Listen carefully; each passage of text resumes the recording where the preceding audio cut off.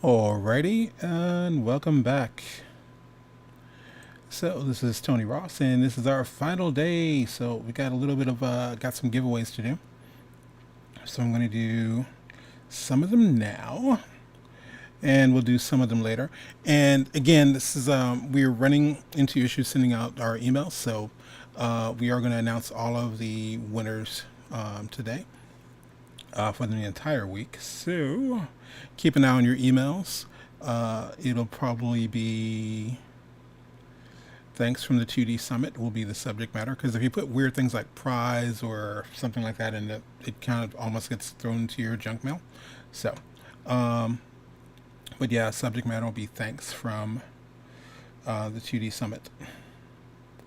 Meanwhile, give me 1 second, and I'll get up our prizes here.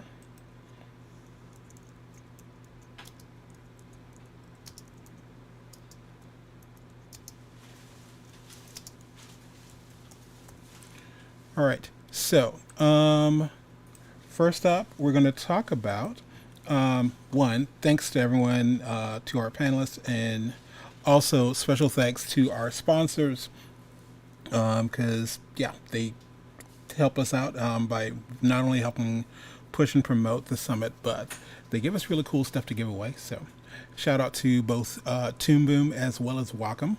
So, one of the first things we're going to give out is we're doing what are those things called? Oh yeah. So we're giving away the Storyboard Pro program. So you can actually do storyboards in there, and this is an annual license to Storyboard Pro. And we have 4 winners that we are giving out here. Why is that color weird? Hold on.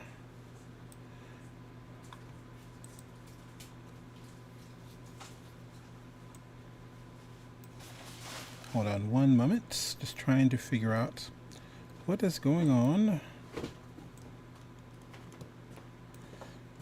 with all of our info here.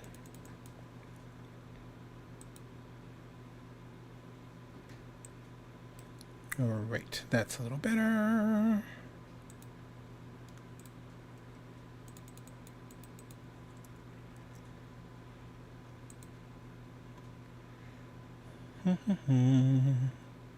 Yike.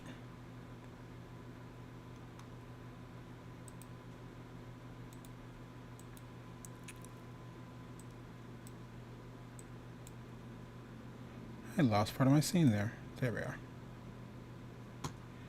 Yike. Alrighty, so our Storyboard Pro winners, D-Man, Ronnie Delaney, and Davi Rodriguez, I think, Alva Canal. If I'm messing up your names, I apologize.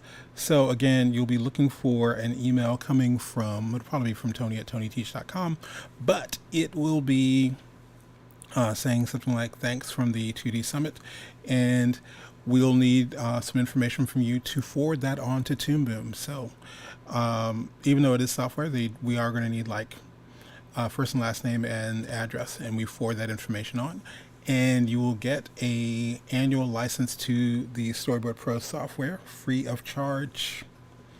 So those are our Storyboard Pro winners. And going to do one more. I think we got room for a little one more before we go on here.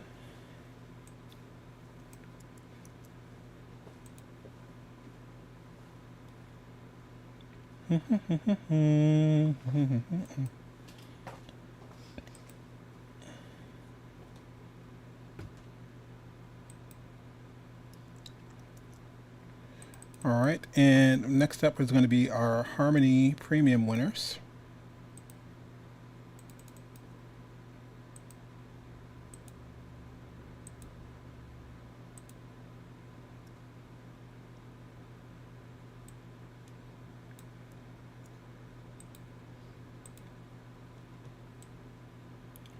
All right, And this is Christina Felici. I hope I'm pronouncing that right. Darren Crawford, Joanne Toyne, and Erwin Arg. Harmony Premium winners. Then again, this is for an annual license to that. And we have one more thing to give away, and I'll give away the last two prizes after Tony's presentation. But we have, we're giving away from Wacom, we're giving away some Wacom ones. And if you're not familiar, it's kind of like it's pretty much their little entry-level Cintiq. If this will work.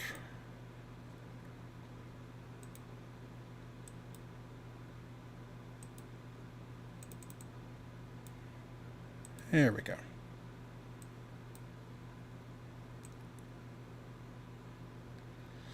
All right, and our winners for Wacom 1 are Danielle Dean and Dan Flores. So again, look for an email coming from us, and it'll be saying thanks, special thanks from the summit. I think that's what I wrote down. Oh yeah, thanks from the 2D summit. That will be the subject. So meanwhile, I'm going to jump back to our final thing here. Tony White is, I like to call him a living legend. He always refers to himself as the old wrinkly in the corner. Love that man and love his books. The new book is going to be coming out, I believe, around November 17th. Mark your calendars. You're going to want to get this. He didn't have the book printed, or he doesn't actually have a copy yet, but he was showing PDFs, and that's what he's going to be showing during this interview. So here we go.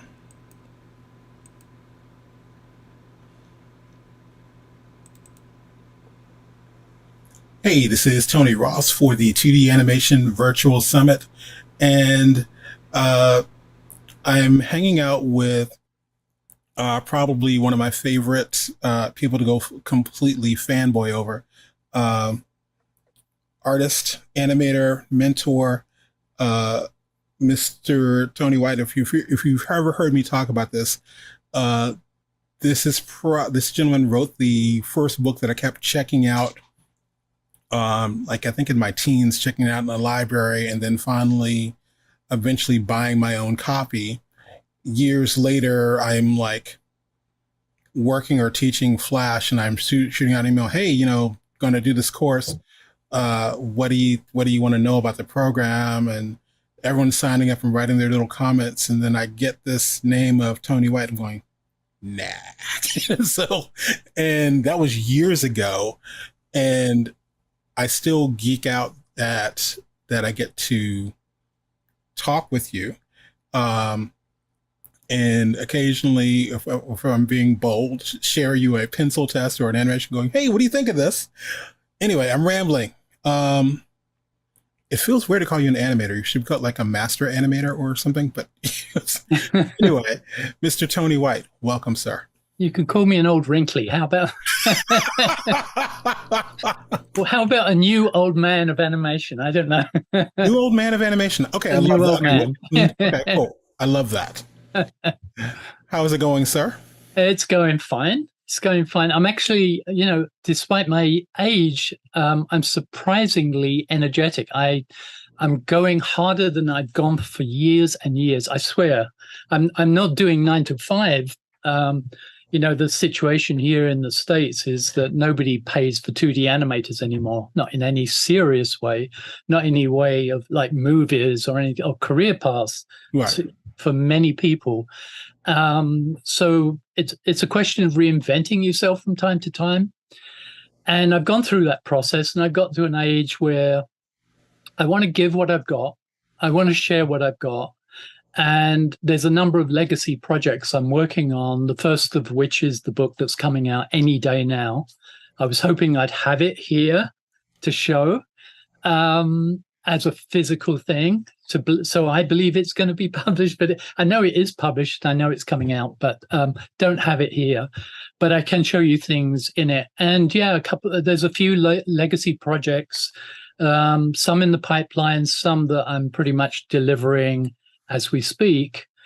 And I'm pretty much working 7 days a week, sometimes 12 hours a day, and loving every minute of it, and trying not to be old.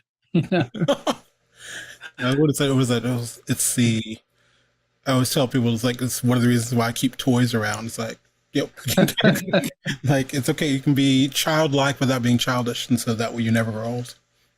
Well, I like to be childlike and childish sometimes. If anyone watches my Facebook page, you'll see I'm full of grandpa jokes and yes. Oh my gosh, the signs you keep posting are hilarious. Or the faces and places. I love those.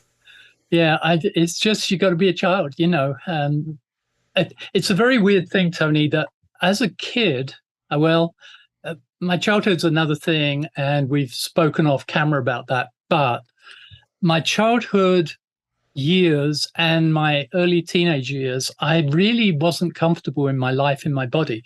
I felt like an old man in a young body. I didn't kind of connect with people my own age. And there are other reasons for that, but just psychologically, even when I was at art school, I was at art school in the 60s. And like London was hopping in the 60s. It was sex, drugs, rock and roll, everything was happening in London. And I wasn't part of that scene. I felt like, oh, this isn't very responsible, is it? So I was an old man in a young body. And the weird thing is, the older I've got, I've become a young kid in an old body. And it's such a great way to go. I recommend it. I love that. So what can you tell us about the book that's about to be here? Yeah, as far as I know, it's printed. It's just being shipped right now. The last update is it's going to arrive in bookshops, in people's a lot of pre-orders apparently, and it's going to be arriving in early November. Awesome. I hoped I'd have early copies of it so that I could show it, but no. But it's going to be a bumper book. It's my biggest book ever, and it's my best one. It's I think it's 828 pages.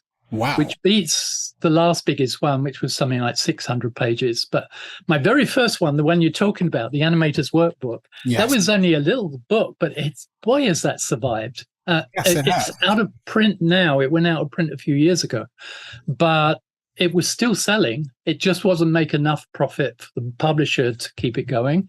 Okay. But people come back to me and said, that was my first ever animation book, and it was fantastic, and thank you. And funny enough, I moved over here. It was still my only book when I moved here in 98. And in the UK, hardly anyone talked to me about it. But weird things happened here. It's like I came over here and then I started checking out all the bookstores down in LA, or animation equipment stores and everything. And I was on the phone ordering paper up for animation and things like that. And they said, "You're not Tony White, are you?" And I said, "Yes." And, "Oh, I've got your Animator's Workbook." It's the most, and everywhere I went, people had the Animator's Workbook. It was so weird. So I'm hoping this will probably be my last book, unless I get this inspiration to come up with a new book. I put everything I know into this book. This is one of my legacy projects. I wanted to share it. It's based on the live classes I teach on Tuesday nights online. And effectively what it is I can show you in a minute if we share the screen. It's effectively 48 masterclasses which start for people knowing absolutely nothing in animation, and it goes through the first 12, more or less using traditional hand-drawn techniques, core principles of movement. The book's designed to appeal to any animator, not just 2D animators, because the core principles of movement, they work whether you're working 2D, 3D, claymation, stop frame, whatever. Movement is movement, and it's a universal law. So I'm dealing with the core principles of movement, but teaching them for the first 12 lessons in the book, hand-drawn.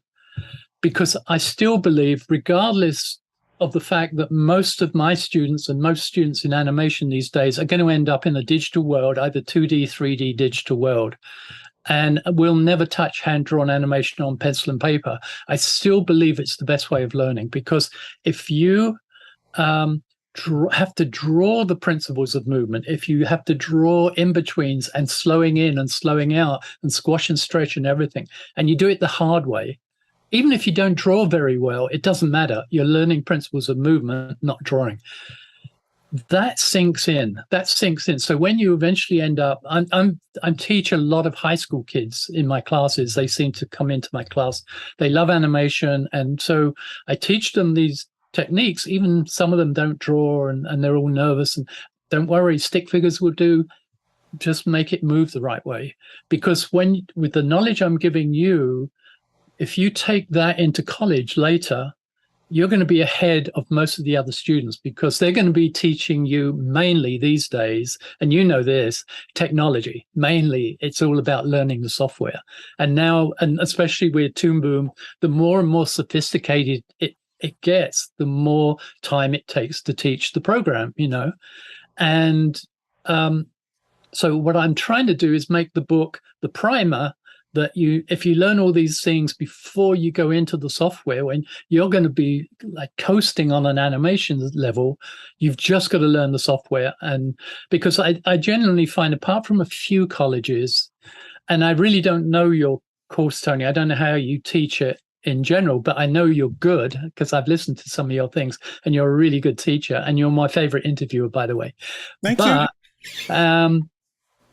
What I find is that most colleges at the lower levels, they spend all their time teaching software and no time to teach movement, the principles of movement, like the old guys gave us. They sweated those principles out years and years ago.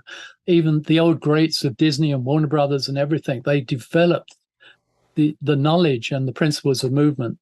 And I was lucky enough to train with them. I've said this before, but my first job in animation was in a studio called Hallison Bachelor, who were the first company in London to they made the first British animated movie, Animal Farm, George Orwell. And my second job was my dream job. Richard Williams had become my hero, and I didn't know at first that he actually had his studio in London. And so I wrote to him, I applied for a job there, just on spec. There was no job advertised. And I got a call, come and see me. So I went in to see him, and I took my portfolio and everything. And he said, I love everything you do. You're top of my list. He said, unfortunately, I don't have a job right now, but keep hanging on. We will come back to you because you're number one on my list. And it was happy, sad, bittersweet moment, because I thought, that's my hero I just met. And he loves my work, but he can't give me a job. So I was kind of depressed too, So it went on for a year, and I was working at Hallison Bachelor and working on the things like, this will date me, but Jackson 5 TV series, way back, and a couple of others, Tomfoolery, and a couple of other TV series. And I don't get credited, but because I left them, they did. Anyway, another story. But I went to Richard. I thought, I'm going to write once more to Richard Williams. And if not, I'm going to go to the Canadian Film Board, because I like the experimental stuff they do. Mm-hmm. And this is the story of my life. This happens a lot in my life. The day my letter arrived on his desk, somebody resigned in his studio. And he immediately called me up and said, come in now. Can you come in now? We desperately need you. And I said, I can't. I got to serve a month's notice. So he said, well, okay. And I ended up arriving one day at Richard Williams' studio, my dream job, my hero. And I walked into the receptionist and I said, I got a job here. I don't know what it is. I don't know what I'm doing. And she said, oh, you're Richard Williams' assistant. I said, what? And he said, yeah. He said you were coming. You're apprenticing with him. And there I was, put in the room with my hero, and I was there to just be his assistant, and it blew my mind. I almost fell through the floor when I heard that. And I went in very shaky. And for a few days I remained shaky. But yeah, it was a great experience. He was way behind schedule on a project, which is not unusual for him. And it was A Christmas Carol, a TV special. Executive producer was Chuck Jones, and for banks in New York State, that they were funding it for Christmas. And it was about 4 months behind schedule, and we had about 5 months left, something like that. And I ended up working probably for most of that time 7 days a week, and we were doing anything between 8 to 12 hours, no overtime pay. And the last 4 days, 4 nights without sleep. And we delivered it within 1 hour of the deadline. Oh, wow. And it went on to win an Oscar. So, what a start. What a start. But anyway, I met some of the great old men. One of the real 9 old men, Frank Thomas, came over and gave us a visit and some talking. But I was assigned by Richard Williams to apprentice with Ken Harris, who was the great Roadrunner and Bugs Bunny animator. Okay. And my job for the studio was to pick his brains on Warner Brothers animation and share it to everyone else. So I was in this unique position to work with this. And he was a great human being as well. Love Ken. And then Art Babbitt, similarly, he came over, Pinocchio animator, and big story about him. But he was the 10th old man of animation, but they wrote him out of history because he led the strike in the Disney era where there was a big strike.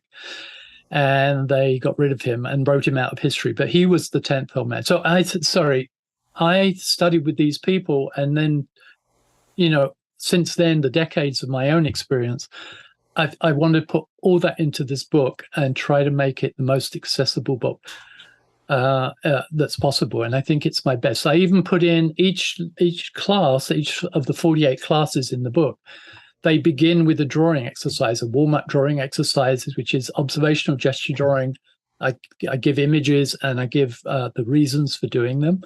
So, but basically a person can come in at the beginning of the book knowing nothing about animation, go all the way through to the end, and will have made their own short film because it goes through pre-production section and a production section. Wow. Yeah, I think I try. For me, and I have to say this, my publisher will hate me saying this, but Richard Williams' book is the Bible, absolutely. But I think it's way too advanced for most students picking that book up. It's an animator's book. It's an animator's Bible. And a lot of students are given that book. I've seen it, and they're given that book, and it's so overwhelming that they can't assimilate it. And it's intimidating. So I always see my books as a bridge to Richard Williams' book, and that's what I've tried to do with this one. Yeah, I'm liking that, and I think that's a definite necessity what a lot of people miss, and it's kind of what I like to do, even working with Toon Boom stuff, because a lot of stuff is like, it's way up here. And I'm going like, how about we show them before we get there? Yeah. Tiny steps. But if someone sees it through, if somebody is patient enough and ambitious enough and tenacious enough, and they really want to do it, they can do it. Because once they know the principles, whether they come to you, whether they go to CG, whether they go to Aardman and do claymation, wherever they go, they will understand how movement works. And so that's why I see the book as a foundation for all animators, not just 2D. And the irony is, it's kind of a little bit dated as well already, because the first section is hand drawn, and it's all shown pencil hand drawn on paper, and that's I still think it's the best way of learning, and many colleges use that still, and great to them. But for my classes, I've studied this last 12-week course I've done.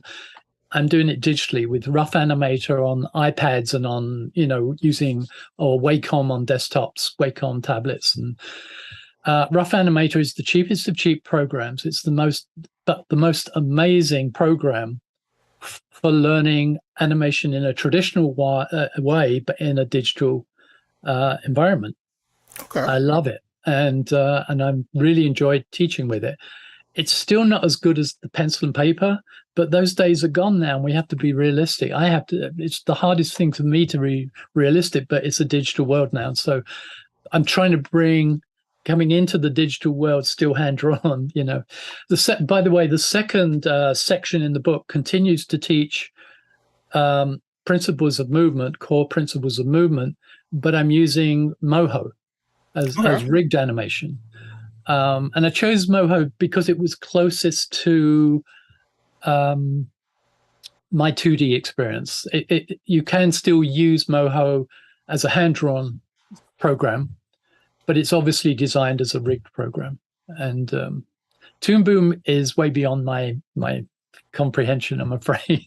It got too complicated. In the old days, I used Toon Boom Studio.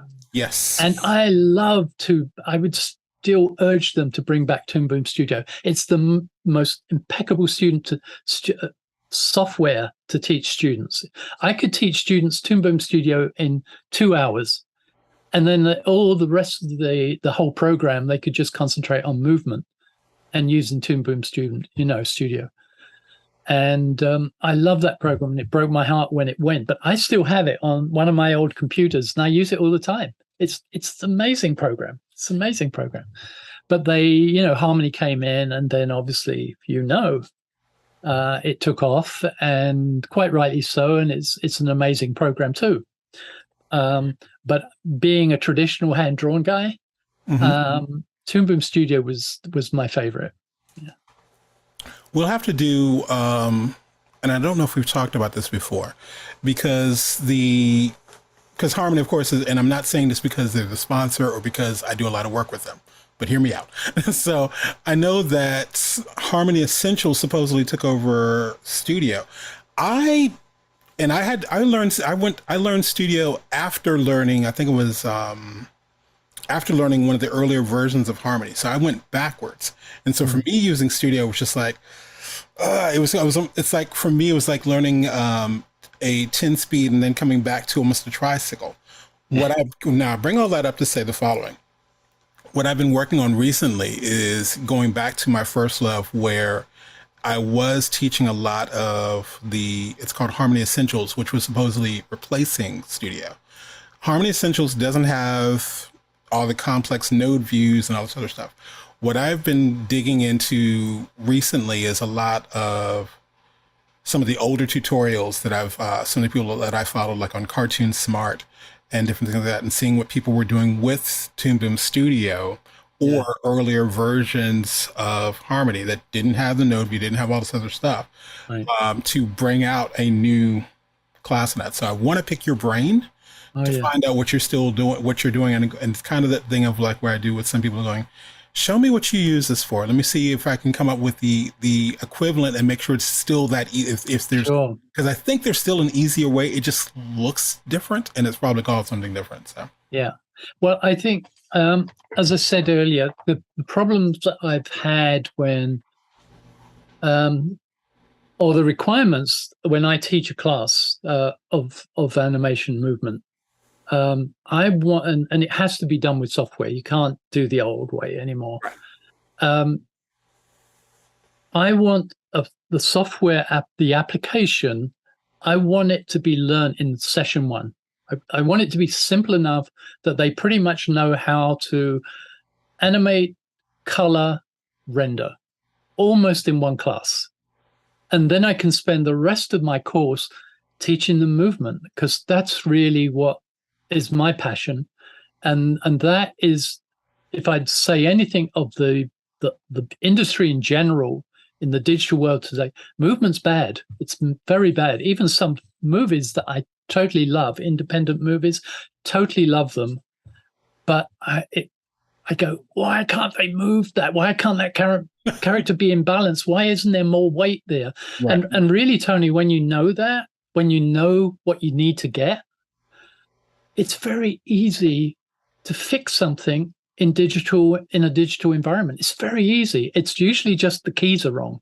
Right. The keys are out of balance, or the placement of the in-betweens are not quite right, or the pose is slightly wrong. And that's why I've got all the gesture drawings in the book, because they teach good observation, analysis, and communication through your drawing, your gesture drawings, to get good keys. And because if your keys are not good, your animation's never going to be good. You can throw all the effects at it, all the music, all the gizmos, anything you like. it's still not going to be convincing. And that's what I miss from the real old days of animation, like Richard Williams and then old Disney, old Warner Brothers. The movement was so good in many, many, many cases. And I miss that. I miss that. And it's so easy to teach the basics with the software. You know, the software can really work incredibly well with character animation, but nobody's really teaching character animation and the core principles of movement. And so, yes, I would happily collaborate for free with you to develop a better program. That would be a simpler program, one that, you know, if somebody's doing a degree course in animation, the instructor on the first day can show them the software. Don't have to worry about technology anymore. Let's focus on movement for the rest of your course.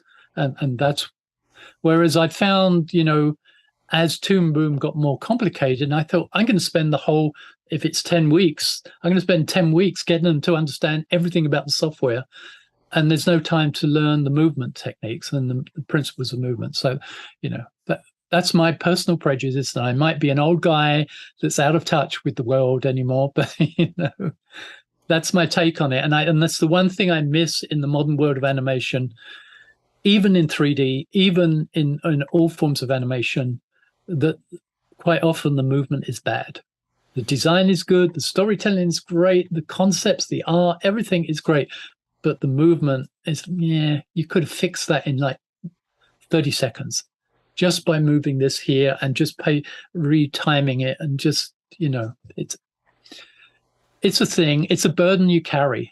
I remember just a Richard Williams story is that we used to go down every morning into the basement, which was the theater of the building, and we'd see the dailies from the previous day's work.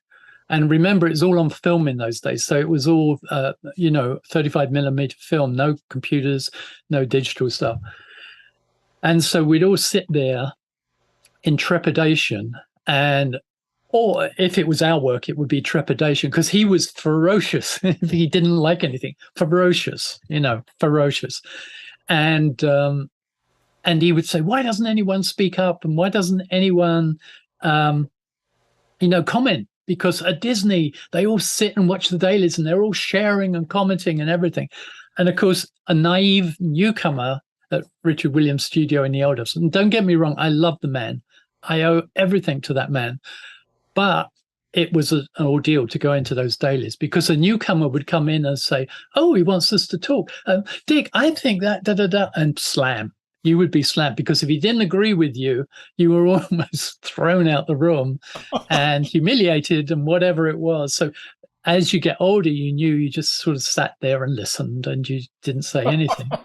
But talking about afflictions, he had the ability. I remember there was Alan Foster was the camera there, I believe, and he did it's all on 35 mil, and you know, Dick Williams is just incredible effects, incredible layers of stuff going on. Right. And Alan Foster had spent about 10 days shooting a particular scene, and for the Cobbler and the Thief, and we all sat in there because we knew it was coming, so we're all kind of excited. And this long sequence went on, and it was unbelievable. It just blew. It was I don't know if you know the battle scene, the imploding war machine in Cobbler and the Thief. The good bits in it were Richard Williams bits, right? And there was this big 4 or 5 minute sequence of this big war machine imploding, and it's incredible. And this was one of those scenes, and we were sitting there, and it went through, and we were, wow, unbelievable. And Dick jumped up. He said, dirt, dirt, dirt.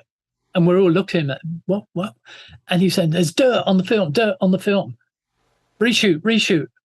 And we were all saying, what dirt on the film? He said, it's there, play it again. And he played it again, or the projector went again. And he said, there, look there. And none of us saw it. None of us saw it. And we didn't dare disagree, but we didn't agree either. And so he was looking, he sensed that we weren't. He said, look, after this is over, I'm going to tape, I'll show you. And he took us into the film editing bay, and he wound through the film one frame at a time. And on one frame of film, in the corner of the screen, there was a tiny little speck of dust. One frame of film, 24 frames a second. Holy crap. He saw it like a boulder, and he was afflicted. I mean, I'm saying it with love, but to have that affliction where you, in 1/24th of a second, you see a speck of dust on the film, and he made Alan Foster reshoot it because of that. Nobody saw it. Nobody. Wow. But that was what it was like, and that's the con of working there. The pro of working there was like a mountain. It was such an amazing time. But anyway, yeah, I gone off on a tangent. So do you want to bring me back? Do you want to look at? I've got a dummy PDF dummy of the book. It's got it's not the final one, but it's pretty close. Okay, I can share the screen and show you that, or. That's awesome. And to be clear, sir, you're freaking Tony White. If you said, Tony, I've got a chocolate chip cookie recipe I want to share with you, I'm listening. Go ahead. Let's go. All right. Well, you have to make me host so I can share, I think. Okay. I think, no, you should be able to share it automatically. Hold on. Oh, there we go. All right. How's that? Let's see. Hold on. There it is. Yes. You got it? Okay, Yeah. so it's got this proofs, everything through it. I used to get this whole thing. Let me just tell you, that's the cover, by the way. As far as I know, that's the official cover. And the book writing took me about 10 months. It was a session, and it was 10 months of 7 days a week, and pretty much locking myself into a room for all that time, pulling out old storage material and everything, and putting the whole thing together. And it was intensive. And that was probably almost a year ago. So it's like people recording albums, or making a movie, oh yeah, I made that 2 years ago and it's now being distributed. Right. And that's what it's like with the book. But this is essentially the book. I'll whiz through it, but here's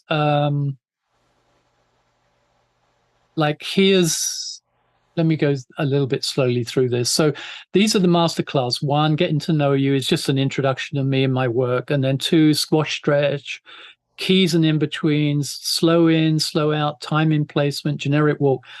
There's a few focusing on that because I was taught, Art Babbitt and Ken Harris used to say to me, the hardest thing to animate in animation convincingly, to make it look good, is a walk. But once you know how to do a walk really well, you can pretty much understand how to animate anything, because the principles involved in pulling off a good walk apply to pretty much everything else. I'm not talking special effects and things like that, but general principles of movement. And so I insist that students do a generic walk pretty quickly into my courses. And in the book, I cover a lot of action here. So you can see Masterclass 9. And then once we learn the generic walk, which is the basic foundation, no personality, no emotion in the walk, but just mechanical soundness in a walk. That's what I talk about there over 3 sessions, I think. And then we go into, okay, now you know how to do a basic generic walk. How do you put personality into it? How about a double bounce like Mickey Mouse used to do? And how about a sneak? And a front walk, what does it look like from the front? Now, CG people know good CG animators have to think about that. Game animators have to think about that, especially if you're rotating around them all the time. But 2D guys, it's very rarely dealt with. How do you do a front walk? So I spend a section on that. And then principles of, and then I go into the Moho section. So I do a quick introduction to Moho. And I had advice on that. It wasn't me. I can scrape by with Moho, but I'm not an expert on Moho. And then talking about rigged character, and then back to the character walk. How do you do a character walk with a rigged character? And then we go to more generic variations of walk. Then I do an exercise on greetings and double jump, character jumping twice, and throwing action, coloring, and working with color. And that's pretty much the Moho section covered, but it could be applied to any digital software, any. And the principles behind it apply to any form of animation. So it's not just a digital section alone. And then we go into the 25 through 36, we go through pre-production. So I take somebody, now you know how to animate pretty well. How do you make a film, And so we spend 12 weeks or 12 classes on pre-production. What are the exact stages? So there's character design, storyboarding, film language. A lot of animators don't know the basic rules of filmmaking. Even some of the greatest films, you look at things like crossing the line, and continuity and things like that. It's not dealt with. And camera positions, looking down, looking up, straight on. All kinds of things that are not dealt with, we deal with in the pre-production section. We talk about audio recording and breaking down the soundtrack so you can work with that. Storyboard animatic, character rigging 2, layout. Let me go through. Anatomy of a sequence, and then final post-test animatic. So at the end of those 12 weeks, I would have gone through everything a person needs to know to get ready to animate. To have their film. Because if somebody jumps into a film and just starts animating without really thinking, what is the film? How's it going to work? They'll never finish it. 99% of the time, somebody will not finish that film because they'll get bogged down with so many complications. Mm. So the pre-production stage is as valuable as the production stage. If what you put in at the front, you get out at the end. And if you put in everything up front and you end up with an audio animatic, which is basically you put everything on the screen except movement, not even color, but you can, you've got your layouts, you've got your action poses blocked out, animation poses and everything. And at the end, and it's in real time. And that's another thing, we see things in our head. Even now, I'll animate something in my head, think I know how to do it. And then when I play it back in real time, oh no, I got that wrong. Why did that not work? And then I have to analyze it and everything. But basically seeing the animatic with the soundtrack and everything prepared, ready to go, full-size layouts, full framing, staging, everything. When you see that animatic, you know exactly what you've got to animate, and all you need to worry about is the movement then. And that's the last production section. I go through key pose animation and then breakdown positions and then in-betweening and clean up and backgrounds and everything and post-production, bit on that, inking, coloring, etc. And then my last little section is that's not the end. That's just the beginning, And in my classes, in my live classes, students only make 30-second films. And I say it sounds very short, but trust me, 30 seconds is a lot of work for you guys to do, especially in the time you have. And remember, 30 seconds is a TV commercial, and they can be quite entertaining. And so that's why I liked them to focus on something small that's possible, but every bit of that pre-production and production, those principles apply whether you're making a TV commercial, a short film, a TV special, or a movie. They still apply, and they carry right across the board. There's slight variations if you're working 2D, 3D, for instance, CG and claymation. They've all got their own little subtle nuances that are different, but basically the process is the same all the way through. And then I'll just quickly jump through if I can find. Let me scroll down. It'd be quicker. So, Masterclass 5, slow in, slow out. Whoops, sorry, I'm jumping forward here. Let me go. Let me do it frame at a time. So slow in. First thing we do is a drawing exercise, an observational drawing exercise.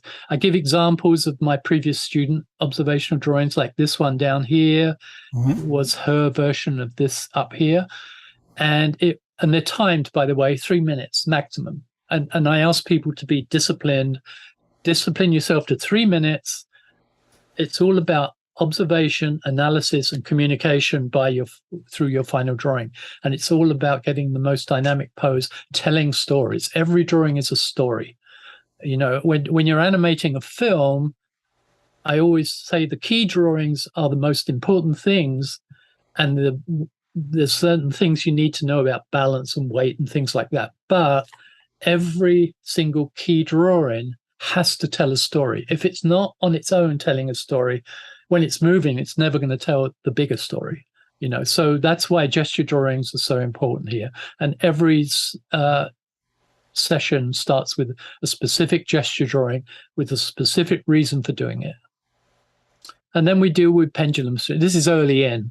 Pendulum and slowing in, slowing out, very basic things that students can do at the beginning without sweating too much.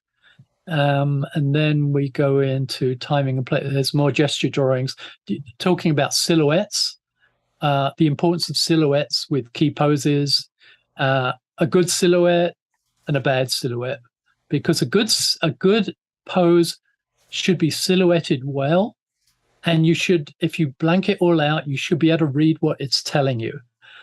If you black it out and you can't see what's going on, it's a bad pose. It's a bad silhouette and a bad pose.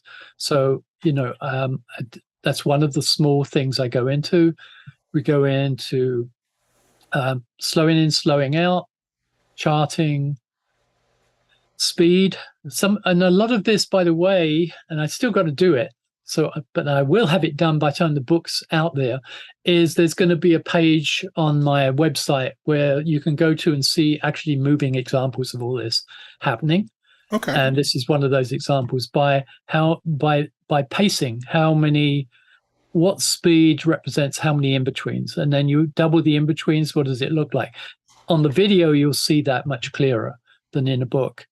But then if you double it again, put more in-betweens, how does that look? And then how in traditional terms, we used to do X sheets or exposure sheets, dope sheets, as we say in England, and how you work out your layers vertically and your frames of film horizontally. And down here, you would have a dialogue track and you could match up. I'm kind of skating over a lot of things here, but no, it's you're giving the sample, and I'm like, take my money, please. Let's go. And just emphasis on poses, basic generic walk. Here we go. I'm really flicking through just to give you a sense of it, not getting into the detail. How to do passing positions. Number 4, passing position on a walk stride. Talk about that. Talk about in-betweening, putting extensions on the feet, forward and back, which most people don't teach that. When you're pushing off from the back, you have to slide the foot back rather than if you try and in between it from this position, which is the stride position, up into the passing position, this leg coming from the back to the front, it's going to look stilted, just as it would be if you in between from there down to there. Now, this is where software will do that. Software will take the logical route between 2 keys and in between it in a logical way. But as an animator, you got to tell the software what to do. You've got to be controlling the monkey, okay?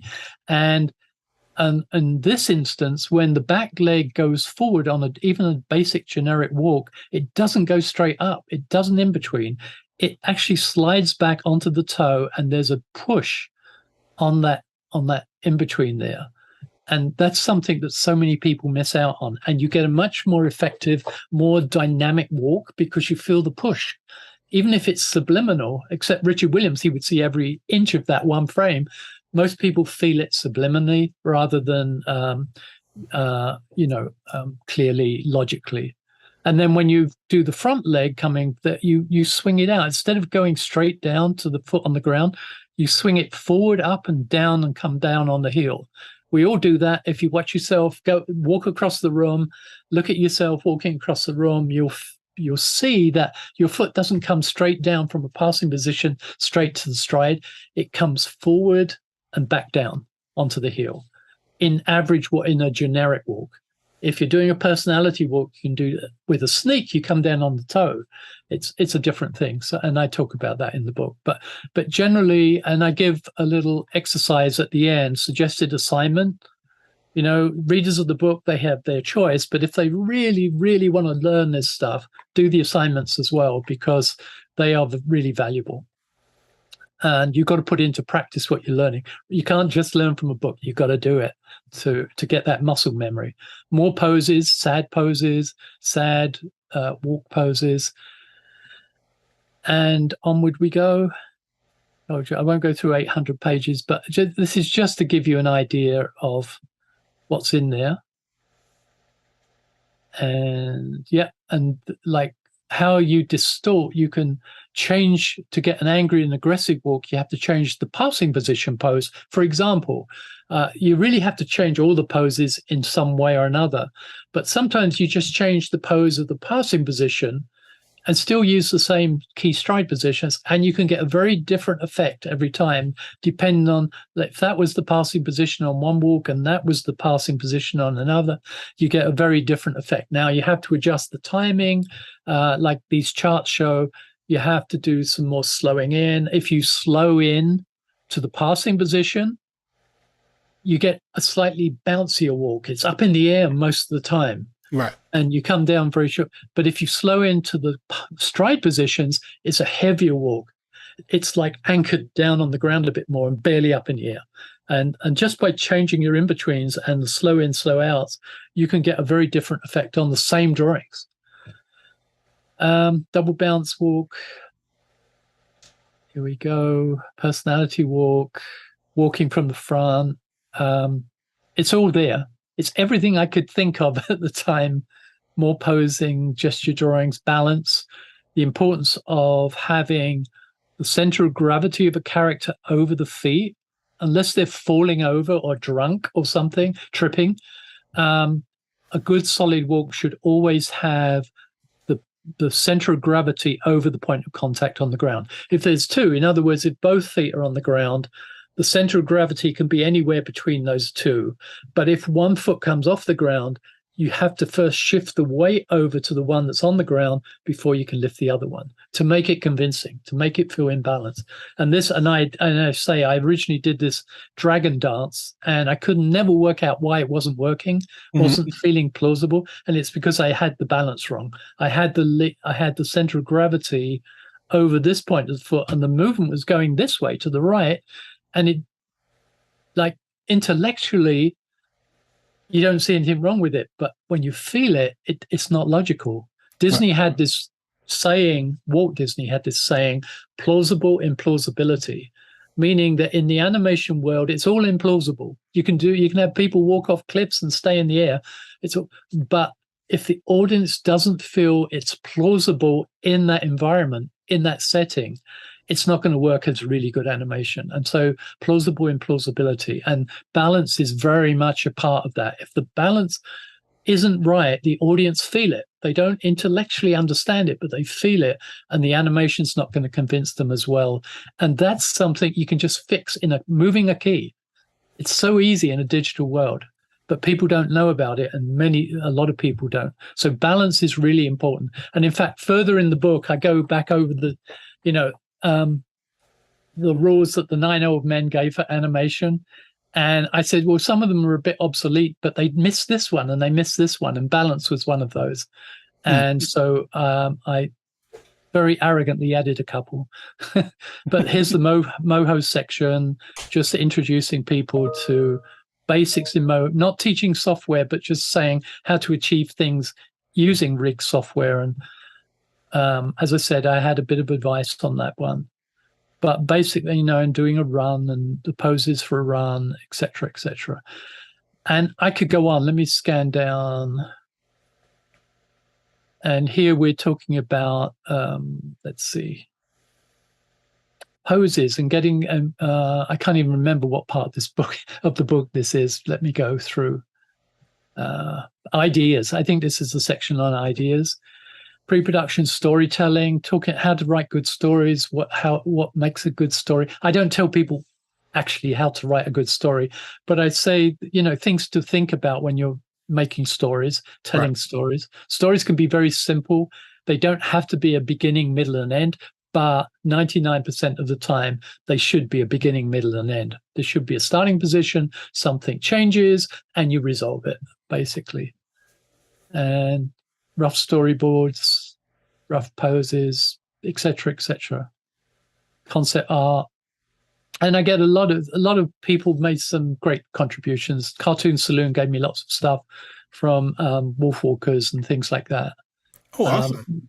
A couple of average, not average, a couple of other individual illustrators, artists, and everything donated a few drawings in the book, and I got some student work in the book. Again, we're talking about balance here for gesture drawing. And onward and onward, character design, basic shapes that go into character designs, why you use those shapes, why you use them as a basis, head heights, basic principles, all kinds of things, head heights, all kinds of things, turnaround model sheets, etc., etc. And it could go on and go on. Joanna Quinn, wonderful lady, best animator in the world, in my humble opinion. She donated some stuff, and so grateful for her. Look at that, just amazing drawing. Her work is incredible. And if anyone hasn't seen The Wife of Bath, they should look at it. It's a masterwork, absolute masterwork. Okay, and storyboarding, film language, all kinds of things. Crossing the line. Hate that when I see it done badly. It's done badly everywhere, like TV shows, TV drama series. And I'm not talking animation. I'm talking about film, live action film. People should know better. Animators need to know this stuff, because you can communicate your film and your story so much better if you bring the audience with you. Don't let them fight. Because if something's wrong with the continuity, somewhere in the subconscious of that audience, they're going to say, something funny happened there. What was it? And they're going to miss the next part, because they're trying to, in their head, resolve what that was confusing, So try not to confuse them. Try to follow the basic rules. There's Joanna Quinn at her desk using a mirror, which is a great thing to do. Lip sync, squash and stretch, eye expressions. It's all there, Tony. I can't, I'm tripping, going like, and because a lot of it, I keep hearing people going, well, I can't make an animation book because everything's already been done, and I'm going like, I'm looking at this and going, no, it hasn't. This is awesome. There's always going to be people who can write frankenly. There's always going to be people who have their own way, have something new to say, and I celebrate them. My frustration is when they don't know and they're still writing books. There are people that do know, and they absolutely know should be writing a book, right? And I have no sense of competition. The more I can learn, I'm still learning, and the more I can learn from others. But there are people out there who are teaching animation and they don't know, and that's very frustrating. I want to shame them, but I don't want to take on that battle, But I'm hoping that this will cover some of the things once and for all, and open the door for others to come up with things that go beyond this. Because really, this is foundational. All this material is foundational. It's solid foundation for every single thing I cover. But an expert, somebody, one of the top Pixar animators, one of the top, well, I can't say Disney anymore because there aren't any, but maybe some of the, Joanna Quinn will have her way of explaining animation, and it will be mind-blowing, and I will learn so much from her. Right. And everyone has a voice, but these are foundational things that really, if they're ignored, then the instruction's not going to be very good. So, I hope it will be a foundational book for everyone, a good textbook. And I really designed it both for students and for independent animators, and also for instructors, because I think I don't see any college adopting this whole thing as a course, but it could be. It could be a complete course in animation. That at the degree level could be really valuable for students coming out at the end of it. But it will be in the hands of other people, so I can't control that. But that was my purpose in writing the book, to try and make something definitive that I know works, because I've lived it and done it in my lifetime. And but I got it from other people. I got it from the giants on whose shoulders we stand, and I'm just really passing the baton to the next generation, and not claiming any ownership of any of it. I'm just lucky enough to have been in the right place at the right time, and now just vomiting it out from my head and my experience for people to learn from. Brilliant. Okay, how's that? That is, yeah. I'm looking at this because I was telling someone earlier where when I'm teaching, and I will tell people, yeah, my follow through or this is off, and it's like, and I'll go, I'm not an animator, I'm a trainer. So I'm telling you what the principle is, but it's not. And because on my to do list was to study to get sharper, as sharp as I am with the animation as I am with the technology, and I'm like, I am so psyched about this because this is exactly what I'm looking for. Because there are things that I, as you said, I try to do when I'm teaching harmony. There's got crazy node views and stuff like that. I don't show them any of that stuff until but we're literally just kind of within the first 45 minutes, just drawing little dots and animating them. Yeah. And I want to go into this. And that's also why I don't want to pick your brain on some things, but maybe altering where I am showing a little more of that animation and not just the technology part. The technology is in theory easy. And compared to learning how to do motion correctly. So This is exciting. Dude, thank you so much for sharing this. All right. Well, if I was going to learn Toon Boom, I would definitely come to you. Life's too, the clock's ticking at my age, so I still want to cram some things and I want to do my traditional stuff. I'm working on a graphic novel of my own, which I wrote actually years ago when I had my studio, and I wanted to try and make a movie, something very different. It's kind of a fantasy with a story, and it's set in an Arthurian world. It's a mystic hero's journey story, and I could never get funding for it because it's impossible to get funding for a 2D animated film, except in rare circumstances. Like in Europe, it's I wouldn't say it's easy. Right. It's easier with Cartoon Europe and the collaborative nature of Europe, the community, get films made, and the Cartoon Saloon have taken full advantage of it, and bravo to them because some great films have come from them.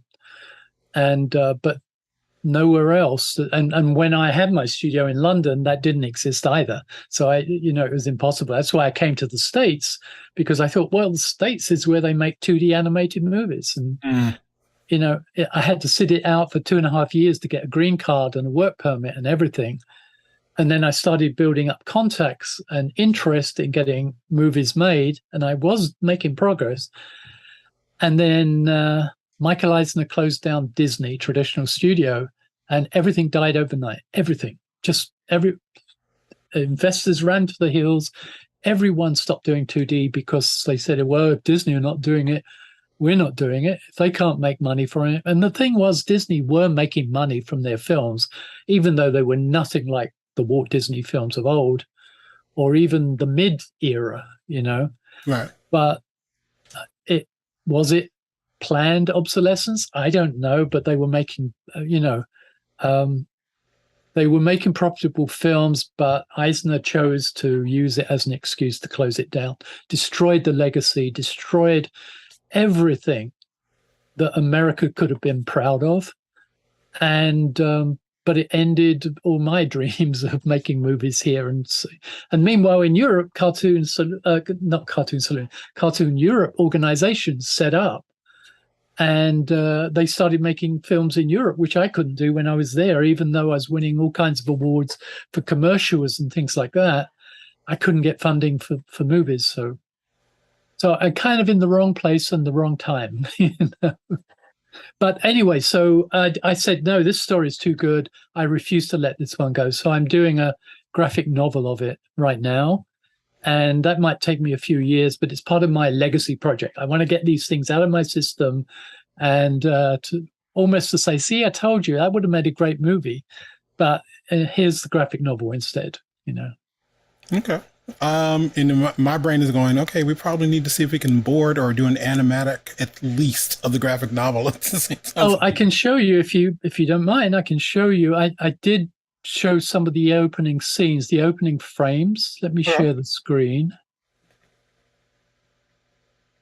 I've actually got a Patreon page, and this is the promotional something for that page. Ooh. It's called Marder and the Magic Tree. about a blind boy who's driven into a terrifying journey that starts within a tree. Let's put it like that. And once he's in the tree, he gets his sight back and he can see everything. But in our real world, and it's kind of an Arthurian time. So this is it.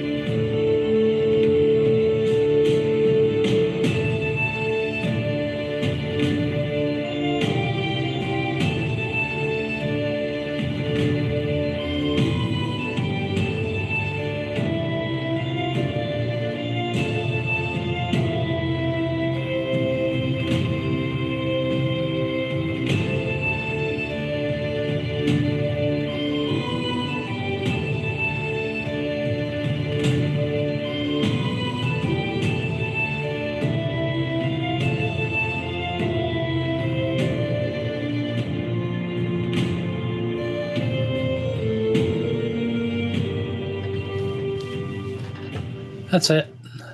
Nice. So, yeah. I'm not the greatest of artists, but I can get by.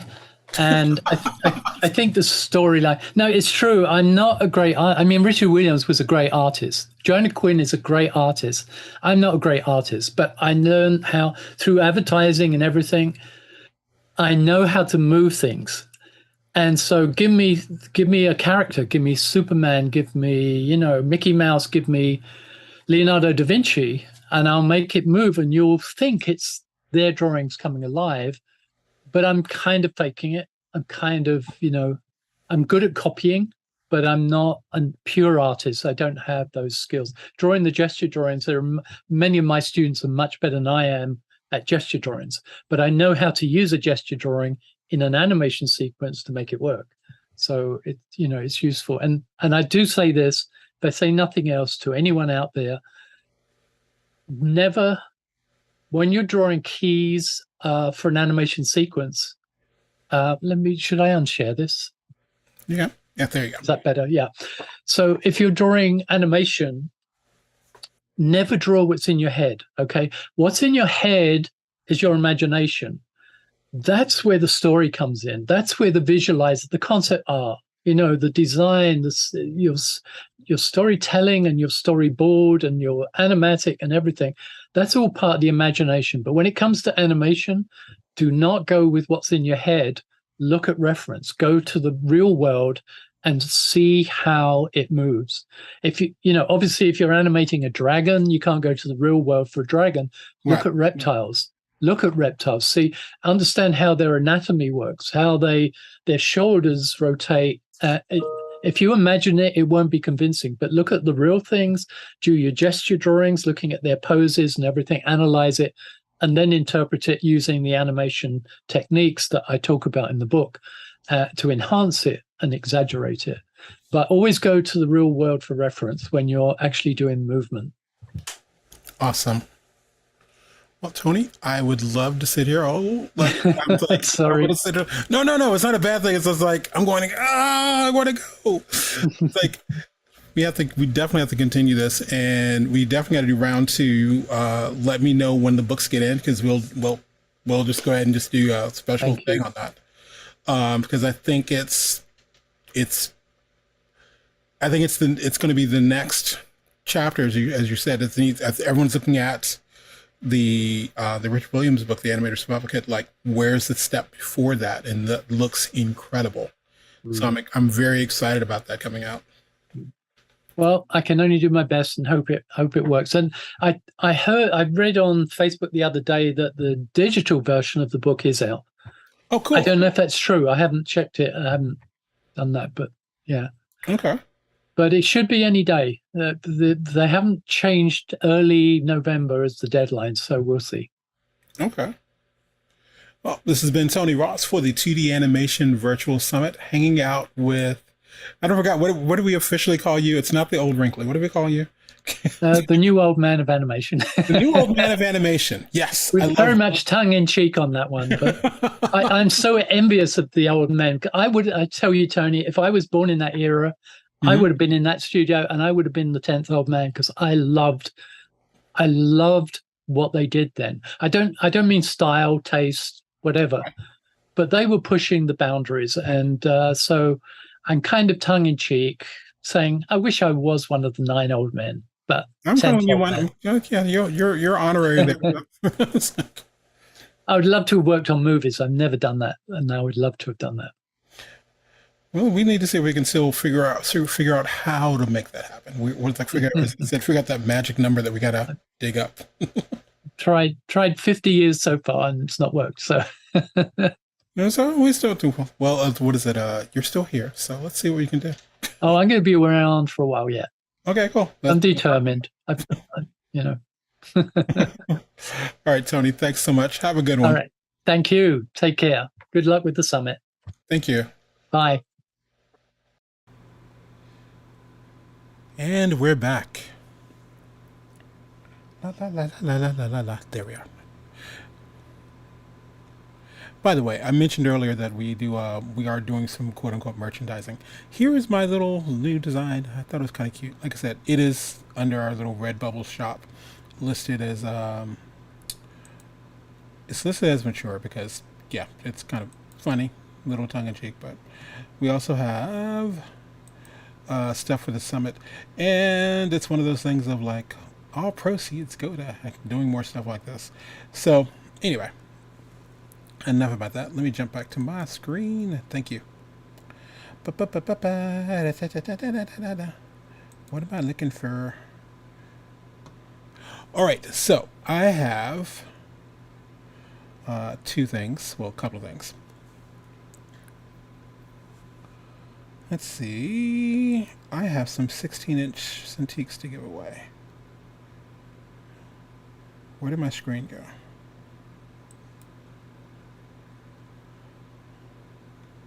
Quit that.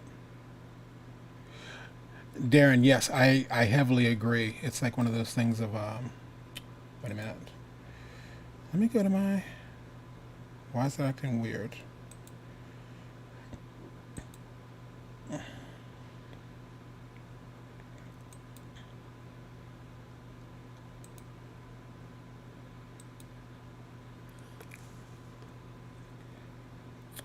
Let's see.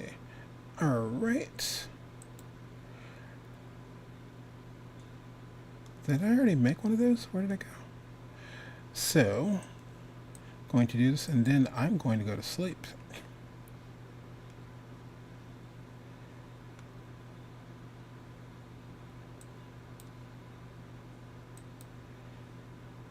I'm ready to win, Tony. Like, awesome. Great interview with Mr. White. I swear, you, Tony White, and Tony Bancroft ought to. Wow. I'll hit you back with some music. I'm totally going Wayne's World on that. Going, I'm not worthy. Yeah, don't. It's like that's yeah. Tony White and Tony Bancroft. Yeah, that's that you have to get a different one. Thank you for the compliment, but yeah, I'm not even speaking that yet. Not there yet. Maybe one day.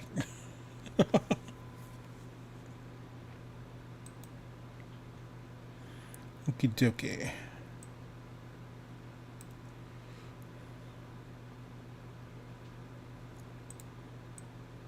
Ah, there it is. Okay, cool.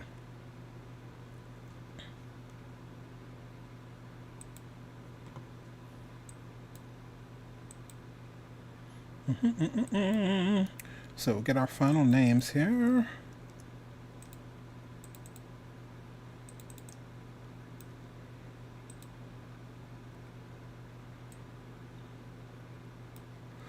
All right. So for our thanks for our welcome our sponsors.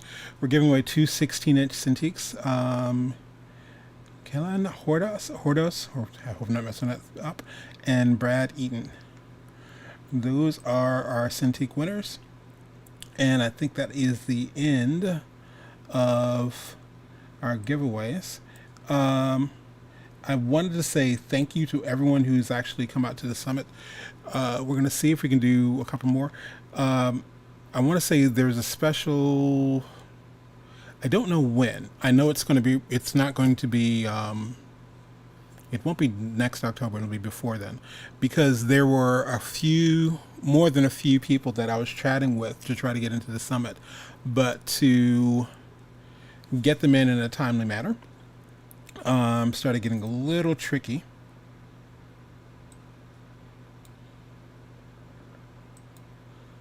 Darren, it's funny.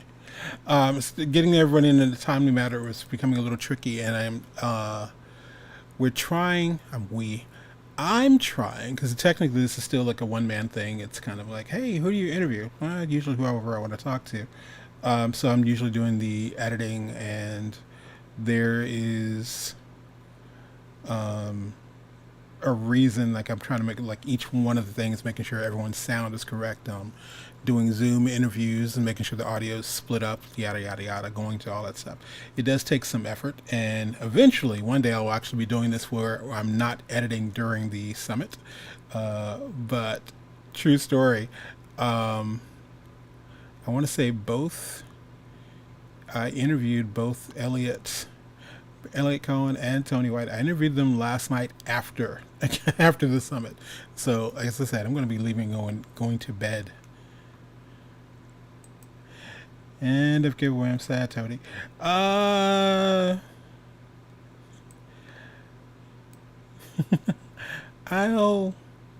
I definitely see like why people could be sad. There are other things that we're working on, and hopefully we'll have more giveaways. Oh, which reminds me, the replays are going to be up next week. Share those. The more people we can actually tell our sponsors, hey, we have a lot of people showing up. They give us more stuff to give away. So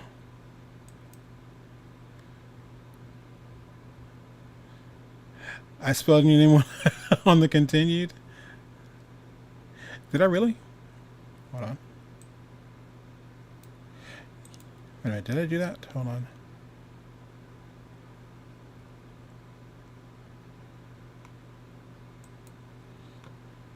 Are you messing with me? Ah! I hear you. So yeah, I'm assuming everyone that's chiming in, I'm assuming y'all are on all on my what's it called list, my email list. Um, we have, like I said, a couple of things coming up.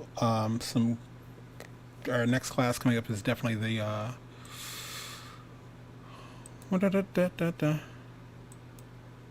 autocorrect is killing my job.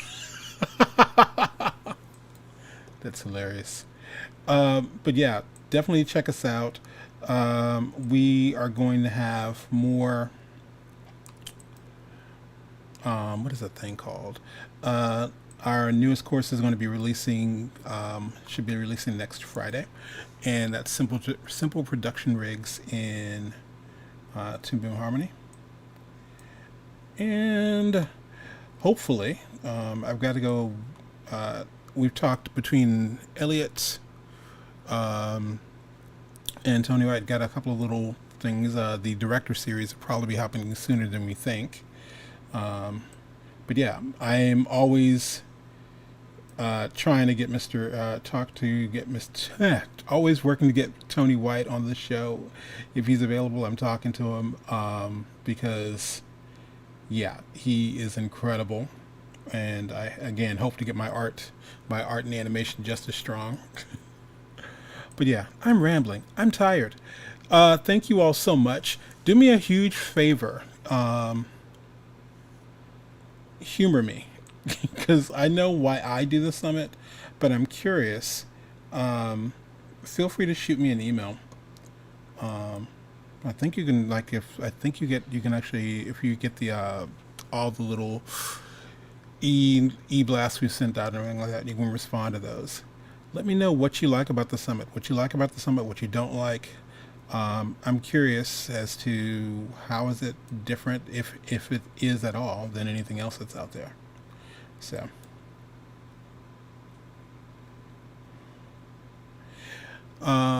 and I do want to give a special shout out and thanks. Eric, you did something that was pretty awesome, and I really appreciate it. Like I think every day you're like, sound is good and image is good. Oh, Darren, you're totally welcome. But yeah, Eric, I appreciate that a lot, and it was just like hadn't asked you, but it's just like this. It was, I felt like I had a little what is it, stage manager. So, and doing this by myself, that carries a lot of weight. So, I'll bug you later. All right. All right, so I am going to get ready to sign off. Thank you all again. Got to get through this one. I think last summit I was thinking I had allergies, and I think at this point I was already heading to the ER because I had COVID. I'm feeling much better this year, so we're able to get through another summit, and again we'll be kicking more stuff out. Keep an eye out. We'll be posting the full length things. One thing in particular, I'll send out a email. I might just do a live thing one day next week, because I still want to post all of. We didn't get time to post all of Joanna Davidovich, all of her thing. We only got like a 10-minute clip because I had other things going on. But yeah, that's glad it helped. Thanks so much. Yeah, yeah, no, it did. It was very helpful, and thank you. Thank you. I appreciate that.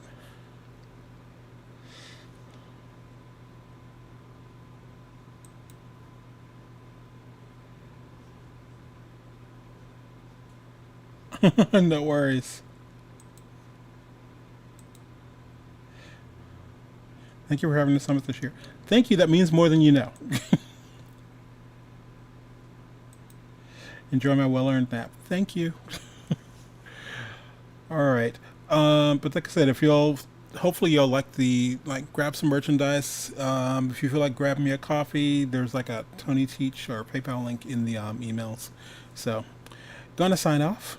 Have a good one, and hopefully we'll be announcing some other things coming up soon. Get up as soon as we can figure out what's going on with the podcast.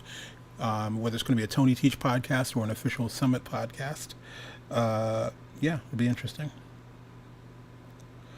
All right, this has been Tony Ross for the 2D Animation Virtual Summit 2022. We did it. Signing off.